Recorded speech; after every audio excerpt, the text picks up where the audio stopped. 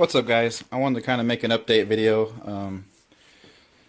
kind of show, if you've watched my last video, you kind of know what happened. Just went out and had just left the house and gassed up, and just hit about 45, and my front brake started bogging, which at the time I didn't know it. You can see in the video I'm kind of on the throttle, kind of going like this because I thought the bike was losing power. It felt like it was bogging, when in actuality it was my brakes gripping up here, and it was slowing me down. So it slowed me down to about 30 to 32 miles an hour, I'd say, and it completely locked up, and it slid out. Well, you've watched the video, so you know it slid out, and I pretty much a low side. I did it on the side that I guess would be what I would choose for the side to lay it down on, because if it was this side's the side I repaired with fiberglass here and there, and those would probably be cracked again, and I'm kind of glad it didn't do it over there. Plus, this side is the side that I've got the bracket on. The other side was the side I was missing it on, and so it had a little bit more give in it, instead of having the plastic behind there and having a bracket to push against it, because you can see it's got a little bit of give there. I think that helped it a little bit. But as far as the damage, of course this is messed up. It already has a scuff on it, but now it's got another one. Brand new levers are scuffed. Looks like a little bit of scuff there, but a bigger one right here. My brand new mirrors up here, looks like they got a really good scuff there. I mean, that's like completely flat spotted. This ain't so bad. That's going to be easy to fix. Of course, that won't be noticeable because I hadn't even noticed it until now. Shift peg, I got a folding shift lever here, and it just took a little bit of scuff in here and flat spotted it. This peg here, not so much, just a little bit. Most of the damage is to my plastics here, and it didn't break anything, thankfully. It just scuffed it. Looked like somebody came across it with a belt sander. You can still see some of the dust here. Some of the dust there from the scraping. Scraped it there on that air intake piece. All scraped here, all down there, and pretty much just right up this side wherever it was stuck out at, you know. Other than that, just another little spot there. Pretty good spot, actually. But really, my rear pegs saved the back tail piece. It didn't get scratched or even touched. And when I bought the bike, these were not on here. So I'm thankful that I did go ahead and order those and put them back on here. So that did not take any damage back here. It just scuffed it right there, just a little bit, and right there. So, as you can see, my windscreen's fully intact. My tank didn't take any damage. I'll go around to the front here. Before I do that, I'll show you on this side. I've got a slider broken off in here. I'm going to have to use an easy out on that to get that out. But go around to the front here and show you. There's no damage up here at all on the front portion or the fender down there at all. None on the forks. So for the most part, it fared pretty well. So right now I'm in the process of it's a couple days later now because I'm still pretty sore today, but I'm going to come out here and lift up the front of this and see about checking these calipers and checking the rotors. Make sure the rotors are good, because that's what I'm holding off on ordering right now. I'm going to go ahead and if I do, I'm going to order the full set of front rotors with the pads and the back rotor with the set of pads. And then I've got rebuild seals for both the calipers already ordered, and then I've got a master cylinder rebuild kit. As you can see, it's completely off up here, because I'm not sure if it was actually the master cylinder or these new levers I put on. I found a couple of posts on the Gixxer forums, even though this of course isn't a Gixxer, but I've read that these levers have a tendency to hold these reservoirs just a teeniest bit closed there, which when you push it in, it's not able to fully return to where it was. Which, from what I can tell, this one does fully return, because it pretty much lays flat right down in here. If I can get it to focus, it lays flat where this comes back. So I'm thinking that it may not be the levers. I really want to blame it on the levers, but it may not be. It could just be the this master cylinder, because we took it off and tested it and we couldn't get it. It took about 5 to 10 pumps to get it to pump up enough that it would blow our finger off the end of here. And we tested another one. Actually, I'm pointing at the complete wrong one. This is the new one. This is the old one, so that what I showed you a minute ago didn't matter because it's actually pushing on. This is what I had it on. And that may have been my problem, because when I bought them with these brand new master cylinders, but I didn't put those on. I just switched the lever, so I used this original master cylinder, and that may have been the problem. The main reason I couldn't use the other cylinder right away is because this threaded bolt here is different on this one. That, and I really didn't trust a Chinese. The lever would be fine because it's not really a huge part, but I didn't trust the master cylinder in there. With all Chinese, so I wanted to keep the original Nissan on here, Nissan, however you pronounce it. And I was just going to switch to the reservoirs, which I still plan on doing because I'm going to rebuild this Nissan. I've got parts for it coming. As you can see, I've got brand new sliders to put on here, so once I get that easy out on, I'll put a new one on that side. I probably won't even touch this side. I'll just keep one of them new in the package. Brand new front turn signals, because this is the broken one that was on it. You can see it's just done. It'll probably still work, I'd imagine. Just the wires are completely pulled out. Yeah. So I may keep that just to have some LEDs to rip out of there for something, for fun. As you can see, I've got quite a bit of mess. So before I even get started, I'm going to clean this mess up, because I was working on my tiller over there. And I was going to order a gasket kit before all this happened. So for now, I'm going to work on cleaning all this up and getting some space to actually work. And then I'm going to get an easy out going on that. And start fixing my signals. And I really don't think I'm going to take these plastics back off. Well, I'm going to take them off just to throw a quick coat on. But I'm not going to take them off and fully sand them and paint them. I'm going to sand them while they're on the bike and get them really smooth. And then I'm just going to paint it, take them off and paint them. It won't be too hard at all. Take those off. They're not too bad. Upper fairings are what's kind of a pain. I'll kind of show you some of the aftermath of the damage. My helmet, and I've got a few helmets, so I'm not too worried about if I would have messed this up too bad, because I've got 2 more helmets up there, another Icon and whatnot. But pretty much the damage was right here on this, and that's the only part besides a little scuff right there. So it's all right here on the visor, which is replaceable. I mean, that's probably a $30 or $40 visor, but it's replaceable, and the helmet's not replaceable with this design anyway. It's I believe it was a 2010 special edition helmet, so I wouldn't be able to replace that at all. My gloves, as you can see on this one, not too bad. Just a little bit of scuff there, and you can see that the stuff's come up a little bit. Just a little bit of scuffing. So these gloves held up really well, because my hands were just down on the pavement the whole time, as you can see in the video. Once I hit, they're down. You can see it's scuffed there, and that's the only major spot. But it still didn't even go through, because inside of here, see my finger there? That's my finger rubbing, but it's still on the other side of that leather or that padding in here. So it did not go through that. None of my finger holes went through. So these gloves are very good. So these are just normal Joe Rocket gloves. I forget the make on them. I might be able to see in here if anybody wants them. Nope. Just normal black Joe Rocket gloves. Other than that, I'll show you my jacket. I can remember where I laid it in here. Oh, hung it up. You can see here it's all dirty, and this is all scuffed up and ripped open there, and just a little bit there. I think that's originally where I hit, and that's where the side of my helmet hit at the same time that I hit my shoulder, because I probably would have been, yeah, that's on the left side, and this is my left shoulder here. So that's probably what hit first, because you can see there's no hole, so I wasn't on this part very long. So pretty much I think I hit my shoulder and my helmet first, and then I kind of pulled my arm out and went to my chest and gloves after that.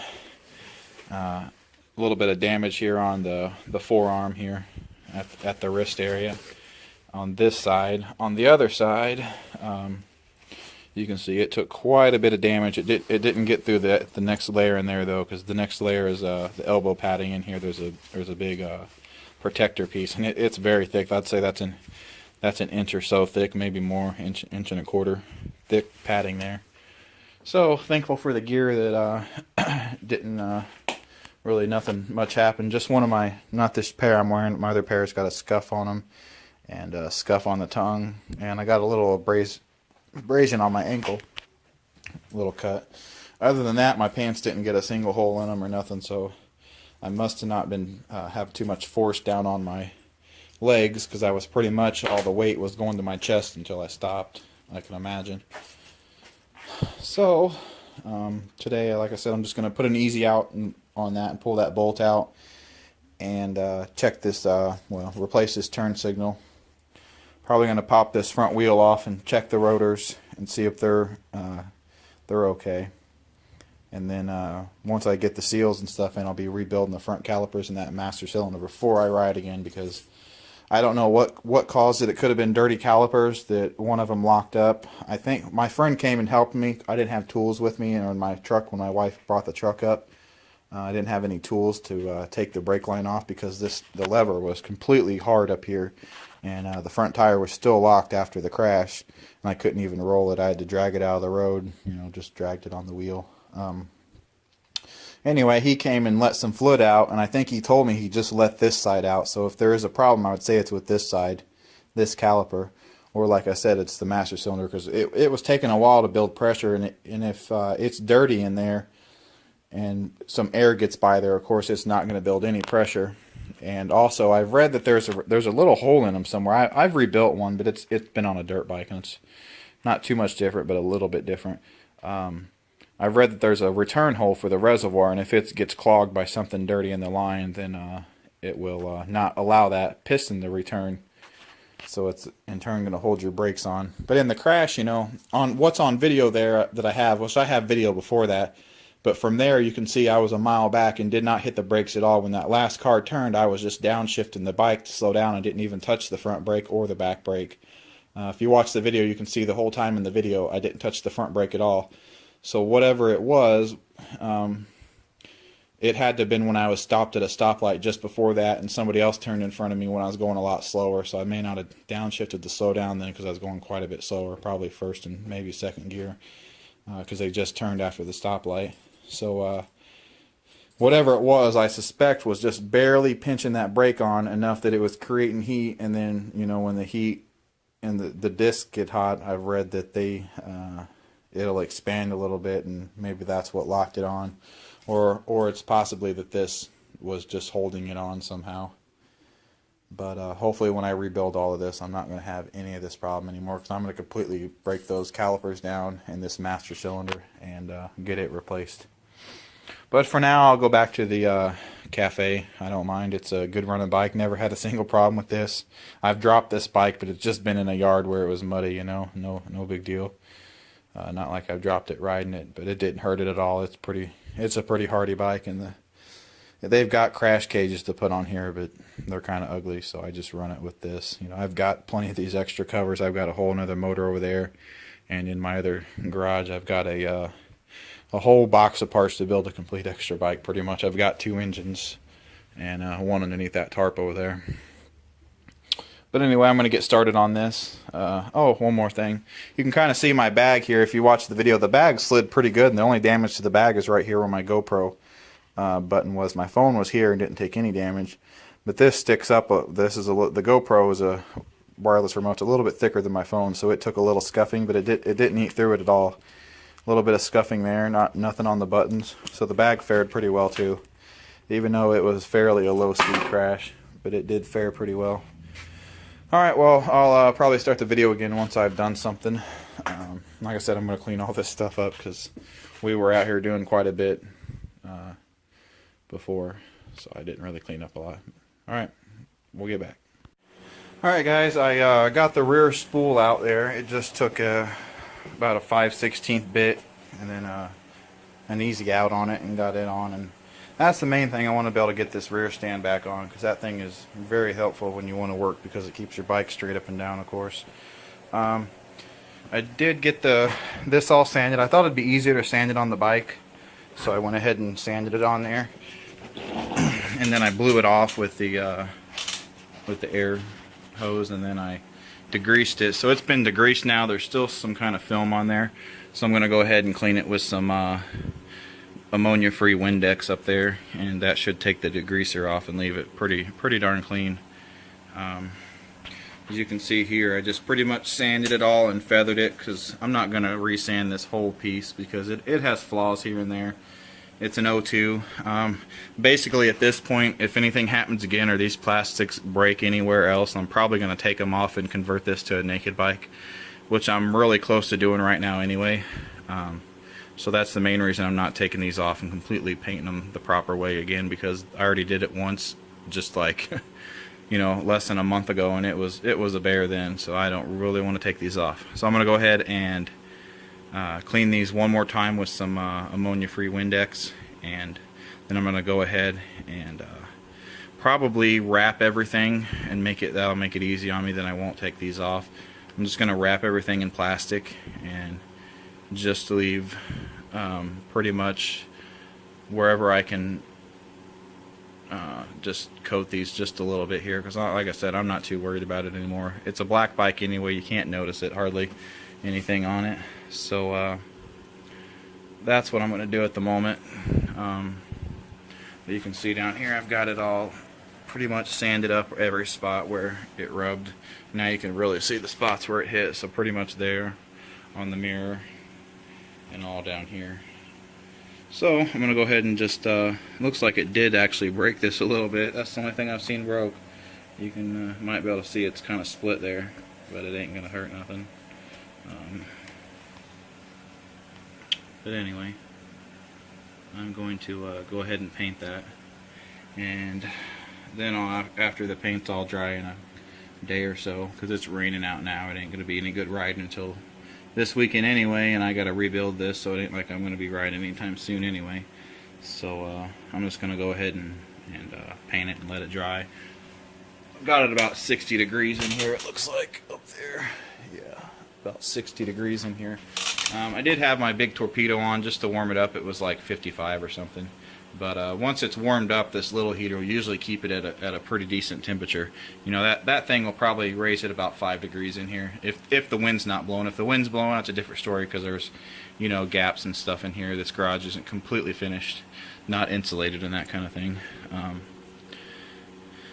So I'm gonna go ahead and see about wrapping this and see what kind of paint I can throw down on here, because I'm really not gonna get it on the frame. It's easy to get off with a little carb cleaner, but I'm gonna try to do as very little of that as possible.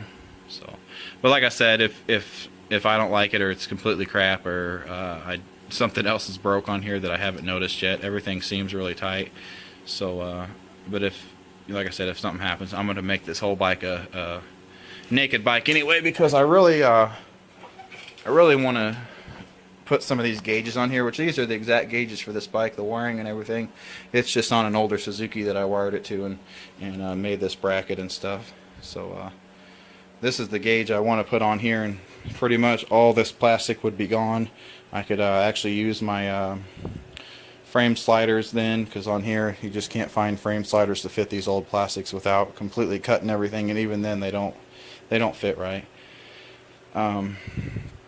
So pretty much I'd just take all these gauges out and replace that, and get it all lined back out. But other than that, probably wait till the next video, and I'll probably have the paint done and the turn signal on, and these calipers and master cylinder rebuilt. So once all that's here, I'll have another video up, guys. So, but I may get going on this video too. I got to pull the dirt bike out and get it ready for summer, because it's been sitting since probably October, November, because I don't ride the two-strokes in the winter. So I'll probably push this to the side until my parts get here, and possibly dig that out for kind of an in-between video just to keep it going a little bit here. And in the meantime, I'll be riding this when it's nice out. So I've been kind of neglecting it anyway. I've put brand new clutch plates on it and haven't even rode it yet. And I've actually just put the new bracket on here, and I think I've maybe done 1 or 2 rides with that even on there. So I mean, this bike rides super well. The seat's the only downfall of it. It's not very comfortable. when I made this seat, I didn't make it thin enough here, so it kind of rubs if you're not used to it. When I was used to it, it was fine, but going from something like this where it's very thin here and going to this where it's quite a bit bigger, it really hurts the inside of your thigh the first few rides. So my next seat's going to be a lot thinner there, but other than that, it's a completely solid ride. Brakes are great on it. It's got disc brakes front and back, dual pistons back here that I put on there, kind of an upgrade. I've actually got shocks on there. I've only rode with those shocks a couple times, so I'll be riding that, and probably going to have I think I've started a video on that. I'm just waiting. It was pretty short, so I really didn't want to upload just a half of a video, considering it was going to be pretty short. But I pretty much got all the parts over here. This just came out of the dip. I wanted to soak it in this Chem dip, and I'm just kind of letting it sit there for now. And here's all the parts in the tank.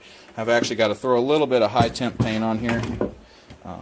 This side here, I think I just sprayed some carb cleaner on there, not thinking, and ate some of the paint away. So I went ahead and sanded it and brushed it and cleaned it up. So I'll probably put some paint on here and wait. But I'll probably, before I do that, I'll wait till I get the gasket. That way I can use the gasket to make a little paper cutout to cover up all these holes. That way it's the exact same size as the gasket, because before I messed all this up, it was the only clean metal was under this gasket, the same shape as the gasket. So I'll probably go ahead and wait for that, and then make a template and slap that on there while I'm painting. That way it'll be nice and clean metal under there. But anyway, thanks for watching, and hopefully we'll get some more videos going.